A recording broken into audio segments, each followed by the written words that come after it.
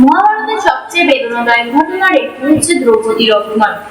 এই ঘটনায় আমাদের শেখায় অন্যায়ের বিরুদ্ধে নীরবতা মানে অন্যায়কে শক্তিশালী করে তোলা।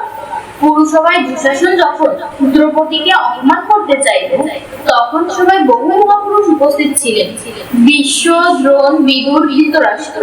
কিন্তু সেখানে অধিকাংশ লোকই ছিল নীরব।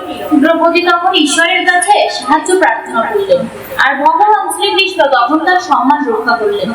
এই ঘটনায় আমরা তিনটি বড় শিক্ষা পাই। অন্যায় দেখে চুপ থাকা মানে সেই অন্যায়কে সমর্থন করা। সত্য ও ন্যায়ের পথে দাঁড়াতে গেলে সাহসী হতে হবে। বিপদে পড়লে সর্বপ্রথম মানুষের নয়, সর্বপ্রথম ঈশ্বরের শরণাপন্ন হতে হবে, কারণ সত্যের পক্ষে ঈশ্বর সর্বদাই থাকেন। মহাভারতে এই অধ্যায় আমাদের মনে করিয়ে দেয়, ন্যায় রক্ষার জন্য একজন মানুষের কণ্ঠস্বর যথেষ্ট শক্তিশালী হতে পারে।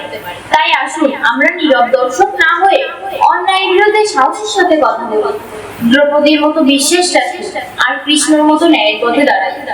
ধর্মে থাকুন, সত্যের পথে থাকুন। সবাইকে ধন্যবাদ।